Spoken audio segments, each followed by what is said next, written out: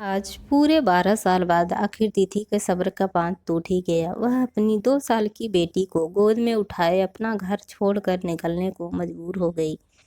घर से सीधे रेलवे स्टेशन जाकर उसने अपने मायके के शहर का टिकट लिया और ट्रेन में चढ़ गई। गुस्से के मारे उसका शरीर उसके बस में नहीं था। बेटी मीठी को सीट पर लेटाकर वह खिड़की से सिर टिकाकर बैठ गई। ट्रेन ज्यों ही स्टेशन छोड़कर आगे बढ़ी, घंटों से रोका हुआ उसका आंसुओं का सैलाब उमड़ पड़ा और वह अपनी हथेलियों से मुंह छिपाकर रो पड़ी। आसपास के सहयात्रियों की कुतूहल भरी निगाहों का एहसास होते ही उसने अपने आप को संभाला और आंसू पोंछकर खुद को संयत करने की कोशिश करने लगी। थोड़ी ही देर में वह ऊपर से तो सहज हो गई, पर भीतर का भयंकर तूफान उमड़ता घुमड़ता रहा। आसान नहीं होता किसी औरत के लिए अपना बसा बसाया घर संसार अपने ही हाथों से बिखेर देना, पर जब अपने ही संसार में सांस लेना मुश्किल हो जाए तो खुली हवा में सांस लेने के लिए बाहर निकलने के अलावा कोई चारा नहीं रह जाता। रहकर तिथि की आंखें गीली होती जा रही थी। सब कुछ भूलना और नई जिंदगी की शुरुआत कर पाना दोनों ही बहुत मुश्किल थे, पर जीत के साथ पल पल मरकर जीना अब उसके बस की बात नहीं रह गई थी। ट्रेन अपनी पूरी गति से भागी जा रही थी और उसी गति से तिथि के विचार भी चल रहे थे। आगे क्या होगा कुछ पता नहीं। उसे इस तरह आया देख पता नहीं मायके में सबकी प्रतिक्रिया कैसी होगी। शादी के बाद अपने पति का घर छोड़कर मायके में लड़की कितने दिन इज्जत से रह पाए कुछ कहा नहीं जा सकता। अपना तो कुछ नहीं, पर मीठी के उज्जवल भविष्य के लिए उसे जल्दी से जल्दी अपना जीवन व्यवस्थित करना पड़ेगा, अपने पैरों पर खड़ा होना पड़ेगा। तिथि सोच रही थी कि सब कुछ जानने के बाद शुरू के कुछ दिन तो सबका रवैया शांतिपूर्ण और सहयोगात्मक रहेगा, पर धीरे धीरे वह सब पर बोझ बन जाएगी। वहाँ लोग उसे अपने पर बोझ समझेंगे। इससे पहले ही उसे अपने पैरों पर हर हाल में खड़ा हो जाना होगा और अपना एक किराए का घर लेकर अलग रहने का इंतजाम करना होगा। नौकरी और पैरों पर खड़ा होने की बात दिमाग में आते ही तिथि का ध्यान फिर से जीत की तरफ चला गया। शादी से पहले अच्छी भली नौकरी कर रही थी तिथि, पर जीत की वजह से उसे वह नौकरी छोड़नी पड़ी थी। तिथि देखने और व्यवहार दोनों में ही जीत से कहीं ज़्यादा अच्छी थी और इसी वजह से ऑफिस से लेकर घर तक हर जगह उसकी तारीफ हुआ करती थी। शुरू में तो इसका कोई खास असर नहीं पड़ा था जीत पर, लेकिन शादी के 3 साल के अंदर ही तिथि को 2 प्रमोशन मिल गए और जीत को एक भी नहीं। तो धीरे धीरे जीत के मन में हीन भावना बढ़ती चली गई और उसने अलग अलग बहानों से घर में कलेश करना शुरू कर दिया। उसका एक ही समाधान वह निकलता था कि तिथि तुम नौकरी छोड़ दो। हार कर घर की सुख शांति के नाम पर तिथि ने अपनी नौकरी का इस्तीफा दे दिया। उस समय तो तिथि को इतना नहीं खला था, पर अब उसे अपनी गलती का एहसास हो रहा था। जीत की याद आते ही तिथि फिर से असहज होने लगी। उसके द्वारा दी गई मानसिक यातनाएं तिथि के विचारों को मथने लगी। तिथि सोचने लगी, मैं और कितना बर्दाश्त कर सकती थी। बर्दाश्त की भी एक सीमा होती है।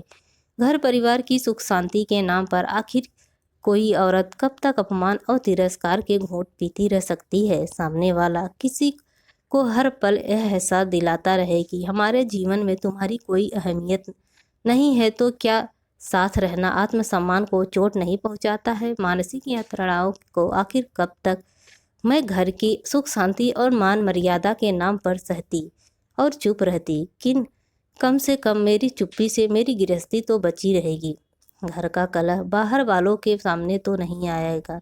जीत को तो किसी की भी परवाह नहीं थी कि लोग क्या कहेंगे। उसकी दुनिया तो उससे शुरू ही और उसी से खत्म हो जाती थी। अपने आप को किसी सहंसा से कम नहीं समझता था जीत। अपना अतीत जैसे जैसे तिथि को याद आता जा रहा था, उसका मन और कसैला होता जा रहा था। उसे खुद पर आश्चर्य होता जा रहा था कि आखिर इतने सालों तक वह सब कुछ क्यों और कैसे बर्दाश्त करती रही। उसे लगने लगा कि शायद पति के अत्याचार बर्दाश्त करते रहना पत्नियों की आदत में शुमार होता है।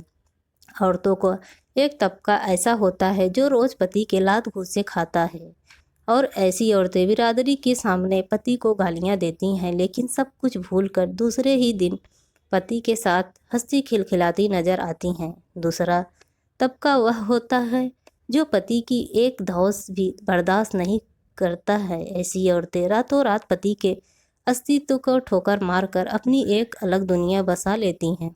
औरतों के ये दोनों तबके खुश रहते हैं। सबसे अधिक मजबूर होती हैं संतुलित परिवारों की महिलाएं, जो न तो इतनी सक्षम होती हैं कि रातों रात पति से अलग होकर एक अलग दुनिया बसा सके, और ना ही इतनी आत्मसम्मान विहीन की पति की जातवादियों को रात गई बात गई की तर्ज पर भुला सके। वे तो बस सहती हैं और चुप रहती हैं। कभी पड़ोसियों को कानों तक बात न पहुँचे यह सोचकर, तो कभी बच्चों पर बुरा असर पड़ेगा यह सोचकर। कभी उन्हें यह भय सताता है कि अगर पति का घर छोड़कर मायके चली गई तो उनकी छोटी बहनों का विवाह में दिक्कतें आएंगी। तो कभी यह डर सताता है कि उनके माता पिता इतना बड़ा सदमा बर्दाश्त न कर सके। तो पढ़ी लिखी तिथि भी सुख शांति, मायके की इज्जत और छोटी बहनों के भविष्य के बारे में सोच सोच कर वर्षों तक जीत की जातियाँ बर्दाश्त करती रही और अपमान के कड़वे घूंट पीकर भी चुप रही। पर अब सब कुछ असहनीय हो गया था। तिथि को लगने लगा कि अब वह और नहीं बर्दाश्त कर पाएगी और अंततः उसे अपना घर छोड़ने जैसा कदम उठाना पड़ गया। अपना अपमान और तिरस्कार तो तिथि कैसे भी बर्दाश्त कर रही थी, पर मीठी के साथ भी जीत का वही रवैया उससे बर्दाश्त न हो पाया। कुछ दिन पहले ही मीठी की तबीयत खराब होने पर जीत का जो व्यवहार था उसे देखकर भविष्य में जीत के सुधरने की एक जो छोटी उम्मीद थी वह भी जाती रही। उसने सुना था कि बच्चा होने के बाद पति पत्नी में प्यार बढ़ता है, क्योंकि बच्चा दोनों को आपस में बांध देता है। इसी उम्मीद पर उसने 10 वर्ष तक संयम रखा कि शायद पिता बनने के बाद जीत के अंदर कुछ परिवर्तन आ जाए, पर ऐसा कुछ भी नहीं हुआ। शादी के 11 साल बाद इतनी मुश्किलों से हुई बेटी से भी जीत का कोई लगाव नहीं झलकता था। मीठी के प्रति जीत का उस दिन का रवैया सोचकर आज भी तिथि की आंखें नम हो जाती हैं। उस दिन सुबह तिथि ने मीठी को गोद में उठाया तो उसे ऐसा लगा कि उसका शरीर कुछ गर्म है। थर्मामीटर लगाया तो 102 बुखार था। दिसंबर का महीना था और बेमौसम बारिश से गला देने वाली ठंड पड़ रही थी। ऐसे में ऑटो रिक्शा में मीठी को डॉक्टर के पास लेकर जाना तिथि को ठीक नहीं लगा। अतः उसने ऑफिस फ़ोन कर के जीत को आने को कहा, तो उसने थोड़ी देर में आने के लिए कहा। तिथि इंतज़ार करती रही, पर शाम तक न ही जीत आया और न ही उसका फ़ोन। मीठी का बुखार बढ़ता गया और शाम होते होते उसे लूज मोशन के साथ साथ उल्टियाँ भी होने लगी। घबराकर उसने दोबारा जीत को फ़ोन किया तो उसने बताया कि वह अपने बॉस के यहाँ बर्थडे पार्टी में है और 2 घंटे में पहुँचेगा। तिथि को अपने कानों पर विश्वास नहीं हुआ कि जिसकी बेटी बुखार में तप रही हो वह उसे डॉक्टर को दिखाने के बजाय बर्थडे पार्टी अटेंड कर रहा है। बाहर का मौसम और मीठी की हालत देखते हुए तिथि के हाथ पैर ठंडे हो गए। उसकी आंखों से बेबसी के आंसू निकल पड़े। उसने किसी तरह खुद को संयम किया और पड़ोस में रहने वाली अपनी एक सहेली को फ़ोन करके उससे मदद मांगी। संयोग से उसके पति ऑफिस से आ चुके थे। वे अपनी गाड़ी से मीठी और तिथि को डॉक्टर के पास ले गए। वहाँ डॉक्टर ने मीठी की हालत देखकर तिथि को खूब डांट लगाई कि बच्चे को अब तक घर पर रखकर उसकी हालत इतनी बिगाड़ दी कि अपने आवेगों पर नियंत्रण रख। बुखार में तपती बेसुध मीठी को लेकर जब तिथि घर पहुंची तो घर के बाहर जीत को खड़ा पाया। हड़बड़ी में ताला लगाकर चाबी पड़ोस में देना भूल गई थी। तिथि को देखते ही जीत उस पर बरस पड़ा। चाबी देकर नहीं जा सकती थी? घंटे भर से बाहर खड़ा इंतजार कर रहा हूँ मैं। हालांकि जीत का ऐसा अपनी व्यवहार तिथि के लिए कोई आश्चर्यजनक नहीं था, फिर भी साथ में खड़ी सहेली और उसके पति की वजह से तिथि का चेहरा अपमान से लाल हो गया। लेकिन उसने अपने सारे संवेगों को दबाते हुए बात को असहज बनाते हुए कहा, मिट्टी की हालत देखकर मैं इतना घबरा गई थी कि हड़बड़ी में चाबी देना याद नहीं रहा। बुखार ही तो था, कोई मर तो नहीं रही थी जो सुना रही हो इतना। हालत बिगड़ रही थी। कहते हुए उसने तिथि के हाथ से चाबी ली और दरवाज़ा खोलकर अंदर चला गया। बाहर खड़ी तिथि की सहेली और उसके पति को धन्यवाद के शब्द कहना तो दूर, उसकी एक नज़र उठाकर देखने की भी जहमत नहीं उठाई उसने। अपमान से लाज हुई तिथि मुंह से कुछ न कह सकी, बस हाथ जोड़कर अपनी डबडबाई आंखों से उनके प्रति अपनी कृतज्ञता जाहिर कर दी। जीत की अमानता पर आश्चर्यचकित वे दोनों तिथि को आंखों से ही हौसला बांधते हुए वहां से चले गए। तिथि अंदर जाने के लिए मुड़ी ही थी कि जीत का अलग बाड़ चल निकला। यार ओके ही साथ ही जाना था तो मुझे फ़ोन करने का नाटक करने की क्या ज़रूरत थी। उस समय तिथि का मन किया कि उस पास बड़ा गुलदस्ता उठाकर जीत के सिर पर दे मारे, पर मीठी की मम्मी मम्मी की आवाज़ सुनकर उसने स्वयं को रोक लिया। और तुम जैसी गंदी मानसिकता वाला इंसान इससे ज़्यादा और सोच ही क्या सकता है, कहते हुए स्वयं को मीठी के साथ कमरे में बंद कर लिया। उस रात तिथि बहुत आहत हुई। ऐसा नहीं था कि जीत ने पहली बार उसके साथ इतना संवेदनहीन व्यवहार किया था, पर इस बात केवल तिथि के दिल को पहुंची चोट तक सीमित नहीं थी। बेटी की तिरस्कार और उसके लिए मर तो नहीं रही थी ऐसे शब्द, पड़ोसियों का अपमान, पड़ोसियों के सामने उसकी बेइज्जती और फिर उसके चरित्र पर कसा हुआ फिकरा, सब कुछ एक साथ मिलकर उसके मस्तिष्क पर कुलबुलाहट पैदा कर रहा था और सब्र को तार तार कर रहा था। इस तरह का व्यवहार करना इंसान की कायरता की पहली निशानी होती है।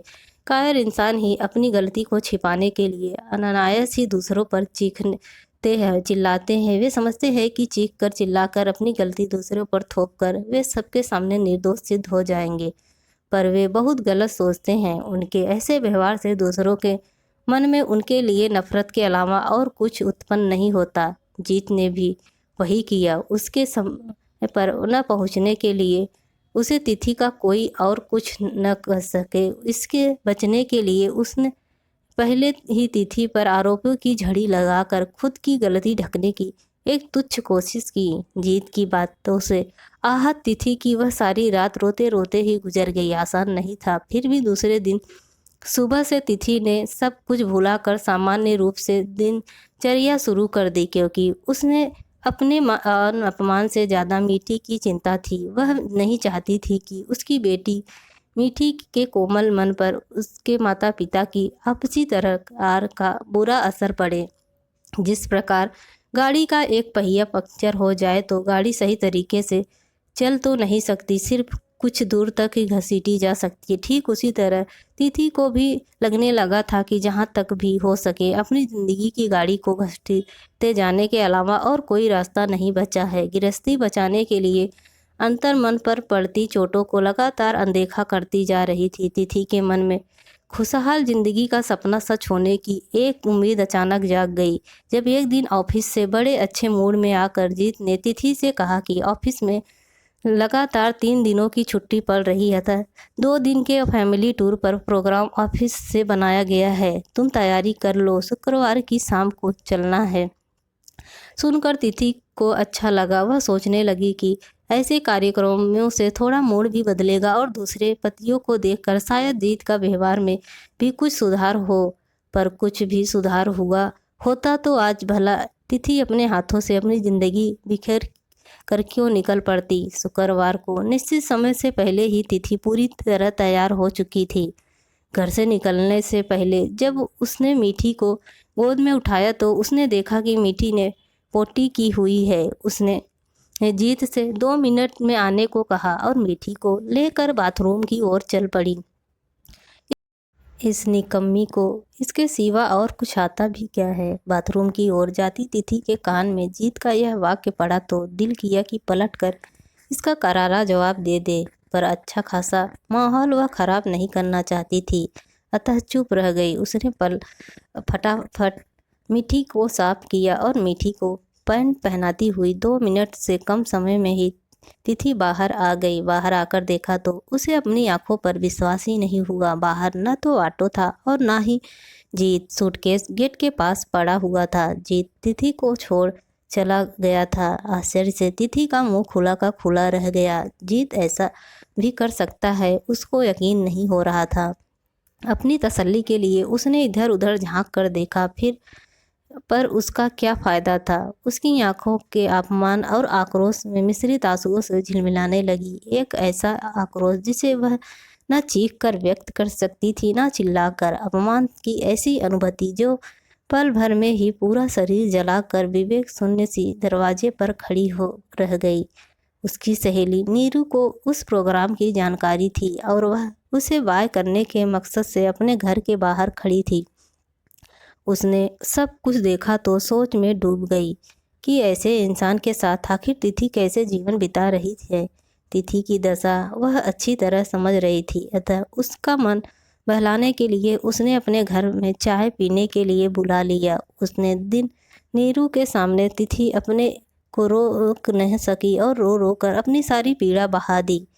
उसने कहा, नीरू, मैं यह अच्छी तरह समझ चुकी हूँ कि जीत एक कायर और कर्तव्य विमुख आदमी है। वह अपनी जिम्मेदारियों से हमेशा मुंह छिपाता रहता है और मैं या कोई और उससे कुछ कहे भी तो इससे पहले ही वह मुझ पर आरोप मढ़ देता है और माहौल इतना ख़राब कर देता है कि मुख्य मुद्दा ही खत्म हो जाए। मैं उसके इस कमज़ोरी को समझ चुकी हूँ और उसके आधार पर खुद को ढाल कर जीना शुरू कर दिया था, तो अब उसके अंदर ही हीन भावना ने मेरा जीना हराम कर दिया है। मेरा किया कोई अच्छा काम या किसी द्वारा की गई मेरी तारीफ वह बर्दाश्त नहीं कर पाता और मौके बेमौके जगह जगह पर मुझे अपमानित कर असमुचित महसूस करवाता है। मेरे बर्दाश्त की सीमा अब खत्म हो रही है। डर लगता है मैं कहीं कुछ कर न बैठूं। मेरी सहन शक्ति को जीत मेरी कमजोरी मान बैठा है और दिन ब दिन मेरा जीना हराम किए जा रहा है। नीरू ने तिथि को बड़े प्यार से समझाया कि घर सुख शांति बनाए रखना और मीठी को बेहतर परवरिश देना दोनों की जिम्मेदारी उसकी ही है। घर छोड़ देना या कुछ कर बैठना किसी समस्या का समाधान नहीं होता। बस थोड़ा सब्र करे और किसी दिन अच्छा समय देखकर जीत से बात करे और उसे बताए कि उसके इस तरह से व्यवहार से केवल उसकी गृहस्थी पर बुरा असर पड़ रहा है, बल्कि मीठी का कोमल मन पर प्रभावित हो रहा है। पर घर आकर तिथि बुरी तरह अपसेट थी। जीत ने उसके साथ जो किया उसे सोच सोच कर उसका दिल नफरत से भरता जा रहा था। पर नीरू की कही बात सोचकर उसने एक बार जीत से बात करके सब कुछ ठीक करने की एक और कोशिश करने का निश्चय किया। जीत के वापस आने के कुछ ही दिन बाद उनकी शादी की 12वीं सालगिरह पड़ी। तिथि ने तय किया कि उस दिन जीत से बात कर के उपहार के बदले उसने उसका व्यवहार में कुछ परिवर्तन लाने का वादा लेगी। उस दिन वह रोज की अपेक्षा जल्दी उठी और जीत और मीठी के जगने से पहले ही घर का सारा काम यह सोचकर निपटा लिया कि आराम से बैठकर जीत से अपनी समस्याओं पर चर्चा करेगी। उसने चाय बनाई और जीत को उठाया। वह मन ही मन सोच रही थी कि किन शब्दों से जीत की शादी की सालगिरह मुबारक कहे। तभी जीत उससे अखबार मांग बैठा। अखबार तो अभी नहीं आया है, थोड़ी देर में आएगा। तिथि का इतना कहते ही जीत ने चाय का कप दीवार पर दे मारा। कितनी बार कहा है कि पेपर वाले को कहो कि पेपर जल्दी डाला करे। पेपर नहीं आया है तो क्या अपना थोबड़ा दिखाने के लिए यहाँ उठाकर बैठा दिया है मुझे?